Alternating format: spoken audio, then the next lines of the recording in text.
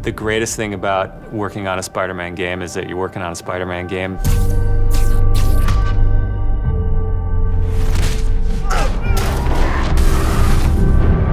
The hardest thing is that it's a Spider-Man game.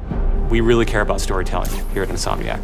And I think that's how we go into every day we come here. There's this push to really get it right. One of the most compelling things about Spider-Man is just when Peter Parker and Spider-Man's worlds collide. And we've tried really hard to weave the two stories together to create a story that is not necessarily just a superhero story, but a human story as well. So this Spider-Man is a little different. He's older, he's 23, so he's been Spider-Man for 8 years, and kind of like an athlete in the prime of his career, he's starting to get good at the Spider-Man thing. The nice thing about playing an experienced Spider-Man is that he's already familiar with his powers, right? He's not just discovering them. We always think of Spider-Man as, we call him, the acrobatic improviser. He's looking for not only how he can take advantage of the way the enemies are positioned, but what around him. Could he use this object to grab with his webs and throw it at an enemy? We want people to not only see the enemies in front of them, but the environment around, to take advantage of both of them. He also knows that the criminals out in the city know how he works as well, so he's got to mix it up. So even though he is more experienced, the challenges are going to be bigger than he's ever faced before.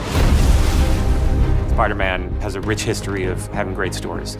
The core of our story is this duality between being Peter Parker and being Spider-Man. What's cool about Mr. Negative is that he also has a duality. He's got his positive side as Martin Lee, who runs the homeless shelters in the city, but he also has his negative side. When Peter makes the connection that the leader of the inner demons is the guy who my aunt works for, we got the perfect collision of those two worlds.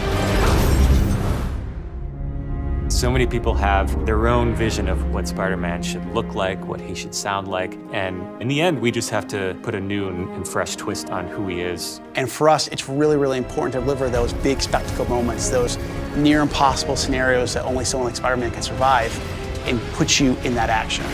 You got this, you got this, you got this! We understand what this character means to people in here, and we're making this game with a lot of heart, and we're going to do whatever it takes to give people the ultimate Spider-Man experience, the game that they've been waiting for.